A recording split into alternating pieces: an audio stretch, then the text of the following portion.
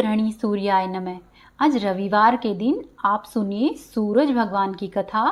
सूर्य भगवान नवग्रहों के राजा है और सूर्य भगवान की कृपा से मान सम्मान में बढ़ोतरी होती है व जीवन में खुशहाली और शांति आती है। सूरज भगवान की कथा के अनुसार एक बार एक राजा और रानी थे। उनके पास सिपाही, घोड़े, दास दासियां, धन दौलत सब कुछ था।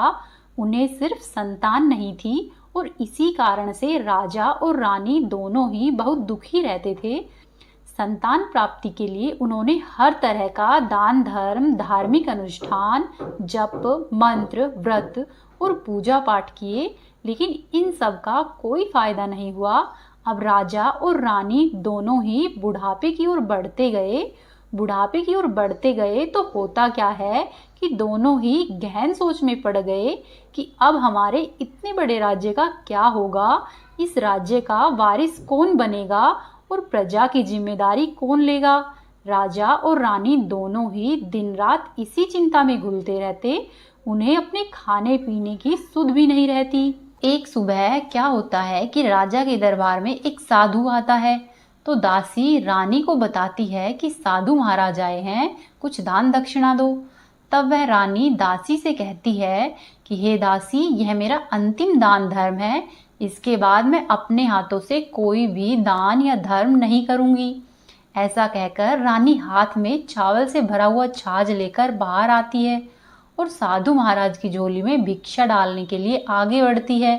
तो उसके चेहरे पर उदासी साधु की दृष्टि में आ जाती है और साधु रानी से पूछता है कि हे रानी, क्या हुआ है, आप इतनी उदास क्यों हैं। तब रानी साधु को सारी बातें कह सुनाती है और रानी रोने लगती है। उसकी बात सुनकर साधु कुछ पल के लिए गंभीर हो जाता है और कहता है कि हे रानी, तुम चिंता मत करो, तुम्हारी संतान प्राप्ति की इच्छा भी पूरी हो जाएगी। तुम्हारी कोख से एक पुत्र जन्म लेगा। वह केवल 14 वर्ष तक ही आप लोगों को मिलेगा, उसके आगे वह मृत्यु लोक में नहीं रह पाएगा। इससे बढ़कर आपको कुछ भी देना मेरे लिए संभव नहीं है। अपनी बात पूरी करते हुए उसने अपनी झोली में हाथ डाला और साधु महाराज ने थोड़ी सी भभूति निकालकर रानी को दे दी और कहा कि आप और महाराज दोनों ही इसे बांटकर ग्रहण कर लेना, जल्द ही तुम्हें पुत्र प्राप्त होगा। इतना कहकर वह साधु अपनी राह पर चला गया। उसके जाने के बाद रानी सोचने लगी कि 14 साल तो 14 साल ही सही, इतने समय के लिए तो कम से कम हमें पुत्र सुख मिलेगा। मेरे लिए तो इतना ही काफ़ी है। इतने साल तक मैं इसे जी जान से बड़ा करूंगी और उसे ढेर सारा लाड़ और दुलार दूंगी और अपनी संतान की मनोकामना पूरी करूंगी। उस रात अपना सारा कामकाज खत्म करके जब राजा रानी के महल में आए, तो रानी ने क्या किया कि राजा को सारी बात बताई और साधु की दी हुई भभूति दिखाकर राजा से बोली कि साधु महाराज ने यह भभूति हम दोनों को ग्रहण करने के लिए कहा है। तब राजा बोले कि हे रानी, हमने इतना दान धर्म, जप और तप किया है, इसका कोई फल नहीं मिला, तो अब इस भभूति से हमें संतान प्राप्ति कैसे होगी। उस पर रानी बोली कि हे राजन, जब इतना सब कुछ किया है तो उस पर से अब यह भी सही, खामखा उस साधु के क्रोध को भी हम क्यों बढ़ावा दे। वहीं राजा को अब किसी भी बात पर विश्वास नहीं रहा था, लेकिन रानी को दुख नहीं पहुंचे, इसीलिए वह राजा भभूत खाने के लिए राजी हो गया।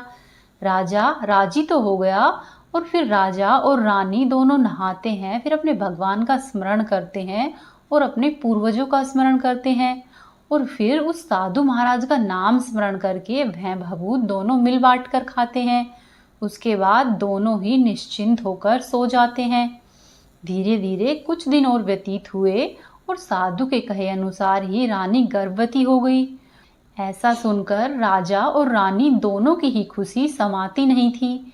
राजा रानी से बोले कि हे महारानी, सचमुच ही हम पर साधु महाराज की कृपा हो गई है। 2-3 माह और धीरे धीरे 9 माह और 9 घंटे पूरे होकर रानी ने एक सुंदर और गोरे चिट्टे पुत्र को जन्म दिया। राजा ने बड़ी ही धूमधाम से पुत्र का नामकरण किया, उत्सव मनाया गया। अब पुत्र की कुंडली देखने के लिए राज्य के सबसे बड़े विद्वान पंडित को बुलाया तो कुंडली देखकर पंडित जी बड़े चिंतित हुए और कहने लगे कि महाराज, हमारा राजपुत्र सिर्फ 14 साल तक ही हमारे पास रहेगा। राजा को इस बात की भनक पहले ही थी। रानी को भी साधु महाराज की बात याद थी, इसलिए दोनों ही चुप रह जाते हैं। इसके बाद राजा और रानी बड़े लाड़ प्यार से अपने बेटे की परवरिश करते हैं और उसकी हर ख्वाहिश पूरी करते हैं। थोड़े समय के लिए ही सही, भगवान ने संतान देकर उनकी इच्छा पूरी की थी। इसे ही वे अपना भाग्य मानते थे। धीरे धीरे दिन व्यतीत होते गए और राजपुत्र दिनों दिन बढ़ता चला गया।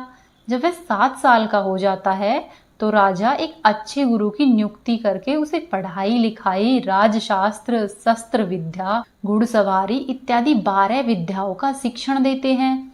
जब वह शस्त्र विद्या में पारंगत हो जाता है और 12 साल की उम्र का हो जाता है, तब एक अच्छी सी राजकन्या खोजकर राजा उसकी शादी करा देते हैं। इसी तरह से दिन व्यतीत होते रहते हैं तो 2 और साल बीत जाते हैं। बेटा 14 का हो जाता है। एक दिन राजपुत्र राजा से बोला कि पिताजी, मैं अपना सारा राज्य घूमकर देखना चाहता हूँ। आज तक मैंने सिर्फ इस रजवाड़े के अलावा और कुछ नहीं देखा है। बेटे की बात सुनकर राजा चिंतित हो जाते हैं, क्योंकि पुत्र का 14वां साल शुरू हुआ था। अब कोई अनहोनी होने का वक्त नजदीक आ पहुंचा था। लेकिन राजा ये सब बातें पुत्र को बता नहीं सकता था। वह क्या करता कि चेहरे पर खुशी लाकर बेटे से कहता है कि हाँ हाँ जरूर जाओ बेटा, तुम्हें अपना सारा राज्य घूमकर देखना चाहिए। कहाँ क्या है यह सब जानना चाहिए। कल को मेरे बाद तुम्हें ही तो राजा बनना है। मात्र एक बात का ध्यान रखना कि तुम कहाँ जा रहे हो, क्या कर रहे हो, यह बात अपनी पत्नी को नहीं बताना। पुत्र कहता है, ठीक है पिताजी, आपने जो कहा है मैं वैसा ही करूँगा। तो होता क्या है कि राजपुत्र दिन भर अपनी पत्नी के साथ रहता, खुशियां मनाता और रात को ठीक 12 बजे बिस्तर से उठकर बाहर चला जाता और फिर सुबह होने से पहले ही वह अपने महल में आकर सो जाता। ऐसा बहुत दिनों तक चलता रहा। अब पुत्र का 14वां साल खत्म होने में कुछ दिन ही बाकी रहते हैं। इतने में होता क्या है कि उसकी पत्नी यानी कि छोटी रानी रात में जाग जाती है। वह देखती है कि बिस्तर पर राजपुत्र नहीं है। वह अब महल में सब जगह देखती है तो उसे राजपुत्र कहीं पर भी नजर नहीं आता। तो वह क्या करेगी, किससे कहेगी, ऐसा सोचकर वह चुप रहती है। फिर सुबह होने पर वह देखती है कि उसका पति अपनी जगह पर सोया हुआ है। वह अपने पति से कुछ नहीं पूछती, लेकिन अगली रात भी वैसा ही होता है। तीसरी रात, चौथी रात, ऐसा बहुत दिनों तक चलता रहता है। छोटी रानी बहुत ही चिंतित हो जाती है। पति रात को जाता कहाँ है, किससे मिलने जाता है, उसके मन में ढेरों सवाल उठते हैं। लेकिन उसे पूछने में डर लगता है कि शायद पति गुस्सा कर बैठे। सास ससुर से पूछने के बारे में सोचा तो उसकी कुल मर्यादा बीच में आ जाती थी। तो इसी तरह से मन ही मन वह कुढ़ती रहती थी। इस हालत में उसे खाने पीने में दिलचस्पी नहीं होती। वह दिनों दिन दुबली पतली होती जा रही थी। तो वहीं उसी राज्य में एक फूल बेचने वाली बूढ़ी मालिन थी। वह हमेशा ही छोटी रानी को फूल देने के लिए उसके महल में आती थी। उस बुढ़िया का ध्यान छोटी रानी पर जाता है। वह छोटी रानी से पूछती है कि बेटी, तुम्हें किस बात का दुख है, तुम इस तरह से सूख कर कांटा क्यों बनी हुई हो। उस पर छोटी रानी कहती है कि अम्मा, मैं तुम्हें क्या बताऊं, तुम्हारा राजपुत्र हर रात बिस्तर पर से उठकर कहीं चला जाता है और सुबह सवेरा होने से पहले ही वापस आकर सो जाता है। वह कहाँ पर जाता है, क्या करता है, यह सोच सोच कर ही मैं अन्न और जल ग्रहण नहीं कर पाती और इस तरह से सूख सूख कर कांटा बन गई हूँ। तब बुढ़िया ने उसकी सब बातें सुनी और उसे एक उपाय बताती है कि बेटी, आज ऐसा करना कि रात को तुम नहीं सोना, उसके पीछे जाकर देखना कि वह आखिरकार कहाँ जाता है, क्या करता है। तुम उसकी अच्छी तरह से पहरेदारी करना। इस पर छोटी रानी ने कहा कि अम्मा, यदि मुझे नींद आ गई तो। तब बूढ़ी अम्मा बोली कि तुम्हें नींद नहीं आए इसलिए एक काम करना, अपने बाएं हाथ की उंगली में एक जख्म करना और उस पर थोड़ी सी मिर्ची छिड़कना। उससे तुम्हें बड़ी जलन होगी और उस पीड़ा से तुम्हें रात भर नींद नहीं आएगी। छोटी रानी बुढ़िया के कहे अनुसार ही करती है। अपनी उंगली पर छोटा सा जख्म लगाती है और उस पर मिर्ची डालती है। उंगली की जलन से उसे रात में बहुत देर तक नींद नहीं आती, लेकिन बाद में वह सो जाती है। दूसरे दिन सुबह जब बुढ़िया फूल लेकर उसके महल में आती है और पूछती है कि क्या हुआ बेटी, देख पाई क्या पति कहाँ जाता है? तब रानी कहती है, नहीं अम्मा, पहले कुछ समय तक जलन के कारण मुझे नींद नहीं आई, परंतु कुछ देर बाद मैं सो गई। इस पर बुढ़िया कहती है कि कोई बात नहीं, आज तुम उंगली पर पहले से थोड़ा बड़ा जख्म करना और ज़्यादा मिर्ची लगाना। अगली रात्रि छोटी रानी वैसा ही करती है, परंतु वह सिर्फ पति के बिस्तर से उठकर बाहर निकलते वक्त तक ही जाग पाई। वह उसके पीछे नहीं जा सकी, क्योंकि उस समय तक उसकी आंखें मूंद गई थी। दूसरे दिन जब बुढ़िया फूल लेकर आती है तो उसके पूछने से पहले ही रानी रोकर कहती है कि अम्मा, मैं आज भी उनकी पहरेदारी ठीक तरह से नहीं कर पाई। तब बुढ़िया कहती है कि रानी, रोना नहीं, सब कुछ ठीक हो जाएगा। तुम ऐसा करना, आज रात्रि को जख्म को और बड़ा करना और उस पर ज़्यादा मिर्च छिड़कना। और एक काम करना बेटी, जब वह जाने के लिए निकलता है तो उसका रास्ता रोक लेना। बुढ़िया ने जैसा बताया था रानी ने वैसा ही किया। आज रात उसे नींद नहीं आती।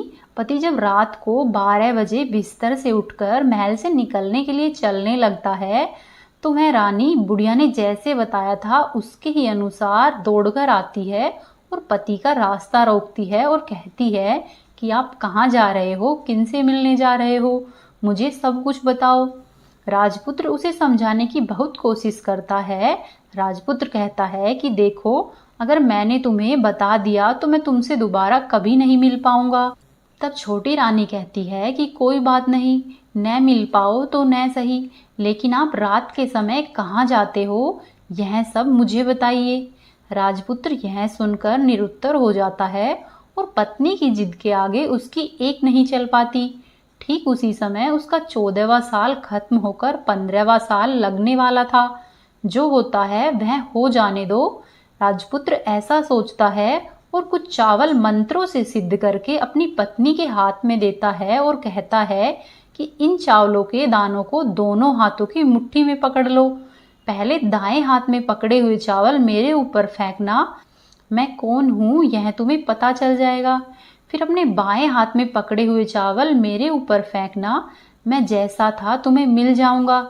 लेकिन यदि तुम बाएं हाथ के चावल मेरे ऊपर फेंकना भूल गई तो मैं तुम्हें कभी भी नहीं मिलूंगा। ऐसा सुनकर रानी ने नहीं भूलूंगी ऐसा बड़े ही आत्मविश्वास से कहा और अपने दाएं हाथ में पकड़े हुए चावल अपने पति के ऊपर फेंक दिए। तो राजपुत्र एकदम से एक विशाल घोड़ा बन जाता है, एकदम उम्दा, सफेद, गर्दन पर लंबी लंबी अयाल। देखते ही देखते वह तेजी से दौड़ने लगता है। रानी उस घोड़े को एकदम भौचक्की होकर देखने लगती है और पति ने बाएं हाथ के चावल फेंकने की जो बात कही थी वह भूल जाती है। उसकी आंखों के सामने ही वह घोड़ा महल से निकलकर चला जाता है। घोड़ा जो महल से बाहर जाता है तो वह वापस नहीं आता। अब रानी को बड़ा ही पश्चाताप होता है और वह स्वयं को कोसने लगती है, लेकिन अब उसका कोई फायदा नहीं होने वाला था। राजपुत्र अब कभी भी वापस नहीं आने वाला था। सुबह होते ही महाराजा महारानी को सब बात पता चलती है तो उन दोनों को बहुत दुख होता है। वे बिस्तर पकड़ते हैं और राह देखते हैं कि एक दिन उनका बेटा जरूर वापस आ जाएगा। इसी तरह से 1 महीना गुजरता है, 2 महीने गुजरते हैं, 3 महीने गुजरते हैं और आखिरकार धीरे धीरे 6 महीने पूरे हो जाते हैं। राजपुत्र का खूब पता लगाने पर भी कोई पता नहीं लगता। वहीं राज्य का प्रधान राजपुत्र को ढूंढने के लिए राज्य के गांव-गांव सिपाही भेजता है, लेकिन उन्हें कहीं भी कोई सफलता नहीं मिलती। इधर छोटी रानी अपनी हठ के कारण पति गायब हो गया यह सोचकर स्वयं को मन ही मन कोसती रहती। फिर वह प्रण लेती है कि कुछ भी करके मैं अपने पति को ढूंढकर जरूर लाऊंगी। ऐसा सोचकर वह एक दिन सुबह सवेरे उठकर सास और ससुर के महल में जाती है और कहती है कि मैं अपने पति की खोज के लिए जा रही हूँ। महाराजा और महारानी को और क्या चाहिए था, कुछ भी करके उन्हें उनका बेटा वापस मिलना चाहिए था। वे बहू को जाने की अनुमति देकर कहने लगे कि बेटी, तुम्हें जो कुछ चाहिए वह ले जाओ, जहाँ पर जाना है वहाँ पर जाओ, लेकिन हमारे बेटे को वापस लेकर आओ, भगवान तुम्हें कामयाबी दे। फिर छोटी रानी क्या करती है कि अपना शाही वेश बदलकर एक सेठानी बन जाती है, कुछ दास और दासियों व कुछ नौकरों को साथ में लेती है और कुछ सामान साथ में लेती है और राज्य की सीमा पर जाकर वहाँ एक भोजनालय खोल देती है और वहाँ पर आने वाले सब यात्रियों को खाना मुफ्त में देने लगती है। मात्र एक ही शर्त रखती है कि खाना खाने वाले को उसकी देखी हुई कोई भी अजीब चीज उसकी मालकिन को यानी कि राजकन्या को बतानी पड़ेगी। तो वहां पर आने वाला हर नागरिक अपनी तरफ से मैंने यह देखा, मैंने वह देखा, ऐसा कहकर वह मुफ्त में खाना खाकर जाता, परंतु रानी को जो बात चाहिए थी वह अब तक नहीं मिल रही थी। ऐसे ही कुछ दिन बीत गए तो इधर क्या होता है कि रानी के महल में जो फूल लेकर बुढ़िया अम्मा आती थी, उनके एक बेटा और एक बहू थे और उनका एक पोता भी था, यानी कि बुढ़िया के बेटे बहू का बेटा था। तो बेटा और बहू सुबह सुबह काम के लिए निकलने जाते तो पोते को संभालने की जिम्मेदारी बुढ़िया पर थी। बुढ़िया दिन भर पोते को संभालती। तो एक दिन होता क्या है कि बुढ़िया को पान खाने की आदत थी, तो पान लगाने के लिए चूना चाहिए था। वह उसे तैयार करने के लिए सीपियाँ लेने गई। इन सीपियों को भूनने के लिए गोबर के कंडे चाहिए थे। कंडे इकट्ठा करने के लिए वह बांस की टोकरी लेकर चरवाहे के मैदान में गई। वहां पर बहुत सारे कंडे थे। उन्हें जमा करते करते उसे घर आने में अंधेरा हो गया और शाम होते ही जब काम से बेटा और बहू वापस लौटे तो देखते हैं कि बच्चा घर पर अकेला है और रो रहा है। वे दोनों ही गुस्से से लाल पीले हो गए।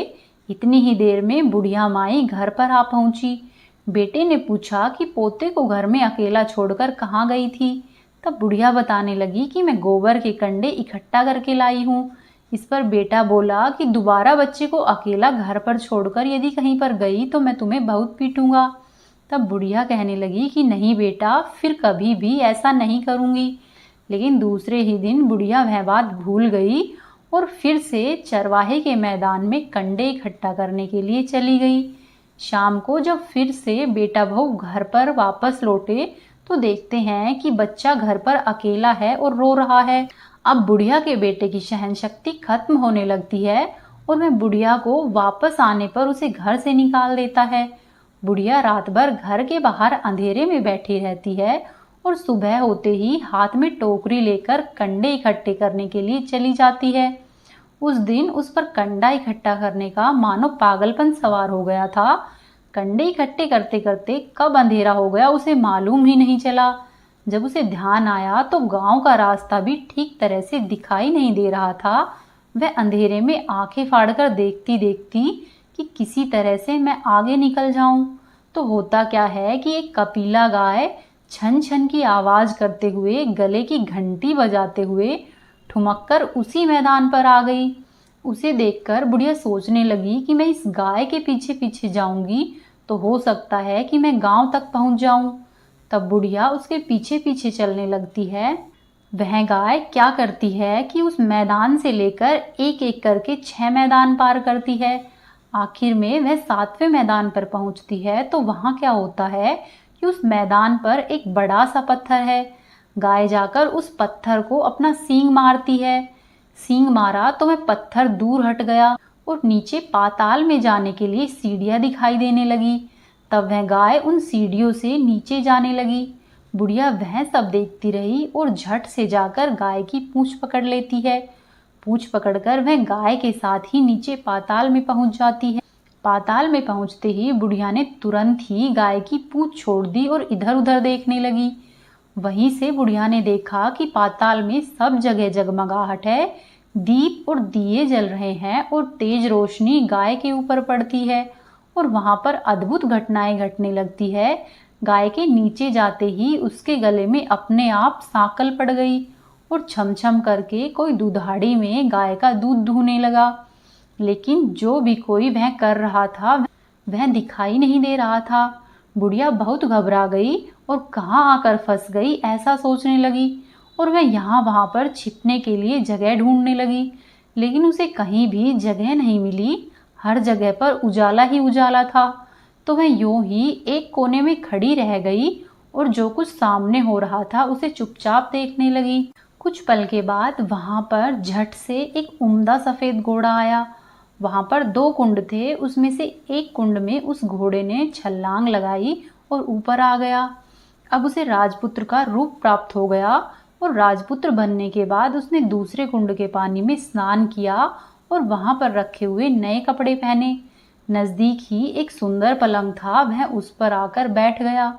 उसके सामने अपने आप 5 पकवानों की थाली आ गई, दूध की एक प्याली आ गई, पान सुपारी आ गए और उसके सामने एक दिया जलता रहता। राजपुत्र ने खाना खाया, दूध पिया, पान सुपारी खाए और बिस्तर पर लेट जाने से पहले सूर्यदेव का स्मरण करके सामने जलते हुए दिए से पूछा कि दिए दिए दीपंकर, मेरे माता पिता क्या कर रहे हैं। दिया बताने लगा कि बेटे के शोक में डूबे हुए हैं। तब लड़का पूछता है कि राज्य कौन संभाल रहा है। तब दिया कहता है कि राज्य प्रधान संभालता है। फिर राजपुत्र कहता है कि मेरी पत्नी क्या करती है। तब दिया कहता है कि उसने चौराहे पर भोजनालय शुरू किया है और आते जाते लोगों से वह नई खबर के बारे में पूछती है। दिए की यह कहते ही राजपुत्र कहने लगता है कि ठीक है। उसके बाद वह सो गया। बुढ़िया कोने में खड़ी रहकर यह सब देखती रही। ऐसी अद्भुत घटना उसने जिंदगी में पहली बार देखी थी। उसे अंदर ही अंदर चुलबुलाहट होने लगी। वह अपनी भूख और प्यास को भूल गई कि आगे और क्या होता है। उसे देखने के लिए वह उत्सुक रहने लगी। लेकिन उसके बाद और कुछ घटनाएं नहीं घटती। रात गुजर गई और सुबह हो गई। सुबह होने पर पलंग पर सोया हुआ राजपुत्र उठा और फिर से पहले वाले कुंड में छलांग लगाई। तो अब वह फिर से घोड़ा बन गया और कुंड से बाहर आ गया। बाहर आते ही वह तेजी से उस पाताल नगरी से बाहर निकल गया। लेकिन वह कहाँ गया, बुढ़िया को कुछ भी पता नहीं चला। उसके बाद पिछली रात की ही तरह उस गाय का छम छम करके कोई दूध दूहने लगा। जैसे ही दूध दूहना खत्म हुआ, उसके गले की सांकल अपने आप खुल गई और वह गाय तेजी से ऊपर जाने वाली सीढ़ियों की ओर भागने लगी। गाय को दौड़ते देखकर बुढ़िया सोचने लगी कि अब गाय के साथ ही यहाँ से ऊपर जाने में समझदारी है, नहीं तो कोई मुसीबत आकर खड़ी हो जाएगी। बुढ़िया माई ने झट से उस गाय की पूंछ पकड़ ली और गाय के साथ ऊपर आ गई। गाय जब ऊपर मैदान में पहुंची तो सुरंग का रास्ता अपने आप बंद हो गया और उसके मुंह पर एक बड़ा सा पत्थर पहले ही की तरह खड़ा हो गया। ऊपर आकर वह गाय जंगल की ओर निकल गई तो इधर बुढ़िया एकदम बावली सी हो गई। उसने पाताल नगरी में जो कुछ देखा था वह जल्द से जल्द किसी को बताने के लिए उतावली हो उठी। उसे एकदम से याद आया कि नगर की सीमा पर कोई औरत भोजनालय चलाती है और नई बात बताने वाले को खाना पीना मुफ्त में देती है। वह सोचने लगी कि क्यों न मैं यह बात उस औरत को जाकर बताऊं। यदि उसे पसंद आई तो बाकी के जीवन में खाने पीने की झंझट से मुक्ति मिल जाएगी। तब बुढ़िया ने मन ही मन तय किया और तुरंत ही उस भोजनालय के द्वार पर टंगे हुए नगाड़े के सामने खड़ी हो गई और जोर जोर से नगाड़ा बजाना शुरू कर दिया। नगाड़े का इस तरह का शोर सुनकर मालकिन यानी कि छोटी रानी मन में प्रसन्न हो जाती है कि शायद कोई बड़ी बात लेकर कोई यहाँ पर आया है। तब रानी अपने सिपाहियों को आदेश देती है कि जाइए और जो आया है उसकी अच्छे से खातिरदारी कीजिए। आदेश पाते ही सिपाही नीचे दौड़ गए तो एक बुढ़िया नगाड़ा बजा रही थी। उन्होंने पूछा कि क्यों री बुढ़िया, क्या हुआ, नगाड़ा क्यों बजा रही हो। तब बुढ़िया बोली कि कुछ नहीं बेटा, यहाँ पर खाना मिलता है न, इसीलिए आई हूँ। तब वो बोले कि खाना मिलेगा लेकिन तुम्हें कोई नई बात बतानी पड़ेगी। तब बुढ़िया बोली हाँ बताऊंगी, मुझे एक बात मालूम है। इस पर सिपाही उसे अंदर रानी के पास लेकर आए। उनको मालकिन का आदेश था कि जो कोई बूढ़ा बुजुर्ग वहाँ पर आए उनके साथ अच्छी तरह से पेश आना है और उनका आदर सत्कार व आतिथ्य करना है। तो सिपाहियों ने बुढ़िया का भरपूर आदर सत्कार किया। उसे बड़ी सी थाली भरकर व्यंजन परोसते हैं। बुढ़िया कुछ दिनों से भूखी थी, इसीलिए वह खाने पर टूट पड़ी। खाना खाने के बाद सिपाही ने उसे पहनने के लिए नए वस्त्र दिए और उसके बाद उसे लेकर रानी के पास आ पहुँचे। बुढ़िया और रानी ने तुरंत ही एक दूसरे को पहचान लिया। तब बुढ़िया बोली कि बेटा तुम। तो रानी बोली कि अम्मा तुम। बड़ी देर तक दोनों ही अलग अलग तरह की बातें करती रही। आखिरकार कुंवरनी बुढ़िया से कहने लगी कि अम्मा, अब बताओ तुमने क्या नई बात देखी है। नई बात? मैंने कोई नई बात नहीं देखी है। वह तो मेरे पास तुम्हें देने के लिए खाने के पैसे नहीं थे, इसीलिए मैंने झूठ कहा और नगाड़ा बजाया। तब रानी ने कहा, अम्मा घबराना नहीं, मैं किसी को तुम्हारा नाम नहीं बताऊंगी। फिर बुढ़िया बोली कि मैंने क्या देखा, कब देखा? ऐसा करके वह आनाकानी करने लगी। इस पर रानी ने उससे कहा कि देखो अम्मा, यदि तुमने मुझे वह नई बात बताई तो जिंदगी भर मैं तुम्हारी देखभाल करूंगी और तुम्हें रानी माता की तरह रखूंगी। अब बुढ़िया रानी को बात बताने के लिए तैयार हो गई और उसने जो कुछ उस मैदान में देखा था वह सब कुछ उसने रानी को बता दिया। बुढ़िया की बात सुनकर रानी को यकीन हो गया कि वह राजपुत्र उसी का पति है। वह तुरंत ही बुढ़िया से कहने लगी कि अम्मा, मुझे उसी जगह पर लेकर चलो। तब वह बुढ़िया बोली कि नहीं बेटी, वह पाताल राज्य है, सांप है और अन्य बहुत खतरे हैं। यदि किसी ने तुम्हें वहां पर देख लिया तो तुम्हारी जान खतरे में पड़ सकती है। लेकिन रानी ने उसकी एक भी नहीं सुनी। वह उसे उस जगह पर ले जाने के लिए जिद करने लगी। आखिर में बुढ़िया ने उसका कहना मान लिया और कहने लगी कि ठीक है, मैं तुम्हें वहां पर लेकर चलती हूँ, पर आज नहीं कल। वहां जाना है तो शाम को ही जाना होगा। तो दूसरे दिन दोपहर को रानी बुढ़िया के साथ उस मैदान पर गई और एक जगह छुपकर गाय के आने की राह देखने लगी। दिन ढलते ही अंधेरा घेरने लग गया और हमेशा की ही तरह गाय वहां पर आ गई। मैदान के उस कोने में जाकर गाय ने पत्थर पर सींग मारा तो झट से पत्थर हटकर वहां से सुरंग में जाने का रास्ता खुल गया। गाय उस रास्ते से नीचे उतरने लगी तो बुढ़िया रानी से कहती है कि जल्दी आगे बढ़ो बिटिया, हमें गाय की पूंछ पकड़कर नीचे उतरना होगा।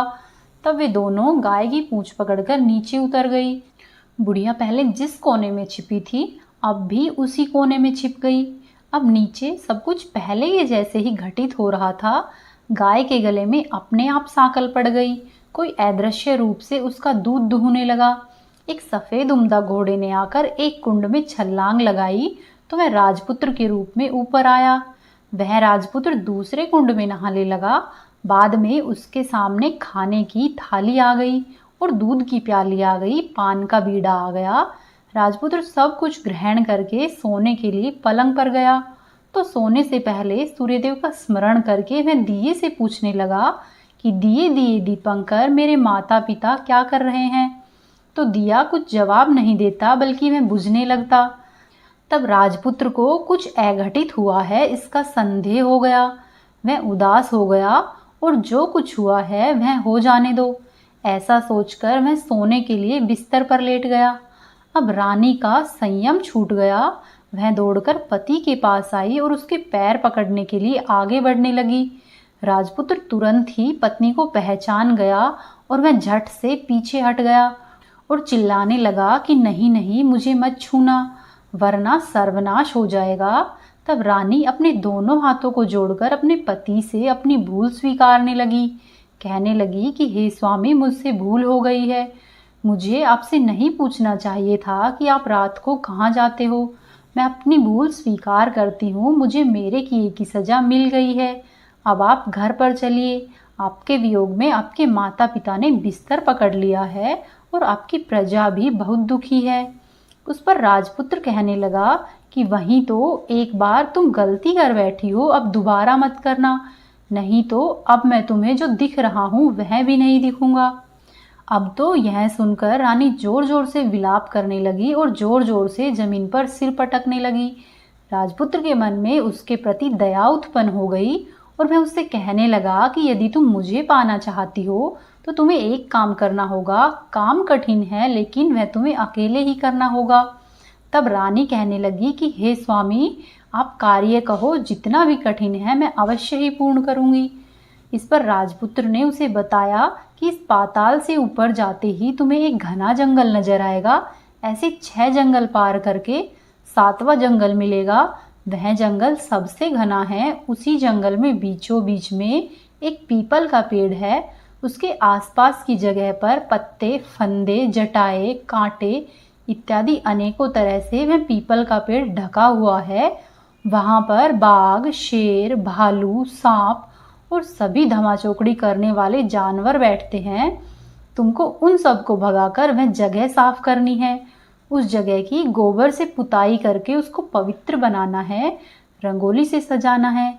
उसके बाद वहां पर धूप, कपूर, अगरबत्ती जलानी है। फूल कुमकुम से पेड़ के तने की पूजा करनी है। दूध दही से बने हुए चावल का भोग चढ़ाना है।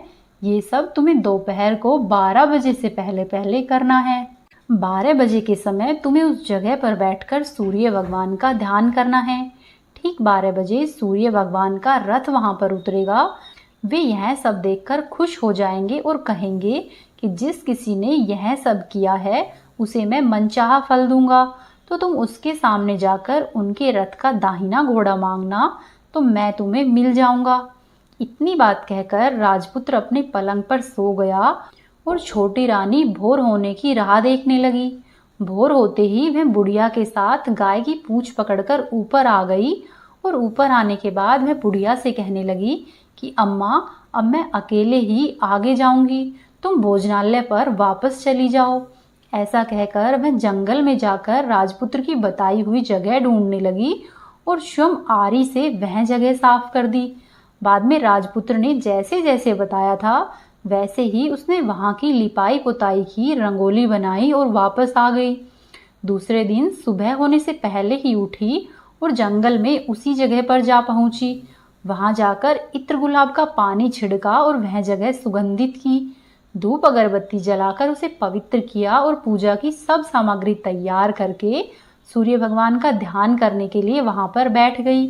जैसा कि पति ने बताया था, दोपहर को ठीक 12 बजे सूर्य भगवान का रथ उस पीपल के पेड़ पर आकर रुका है और सूर्य भगवान ने जब रथ से नीचे देखा तो सुगंधित वातावरण देखकर वे प्रसन्न हो गए और फिर वे बोले कि जिस किसी ने भी यह कार्य किया है वह यहाँ पर आकर मुझसे कुछ भी मांग ले, मैं उसे अवश्य ही दूंगा।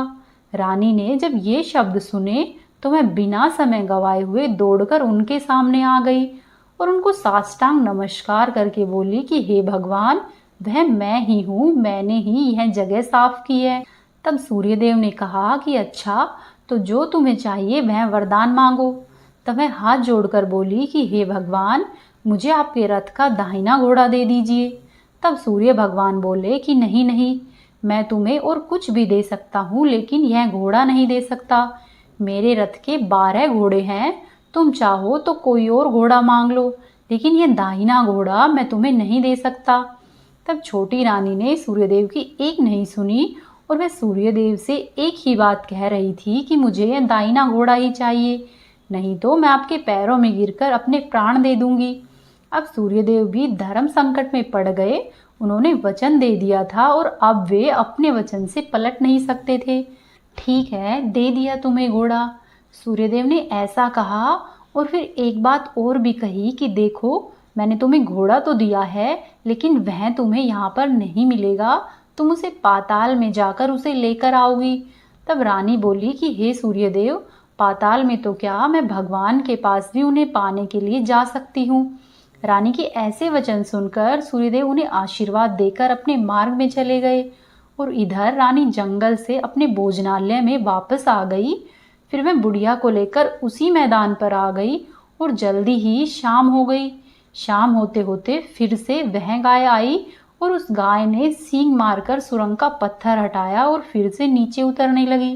रानी और बुढ़िया दोनों ने ही जल्दी जल्दी उसकी पूंछ पकड़ ली और पूंछ पकड़कर गाय के साथ ही नीचे उतर आई।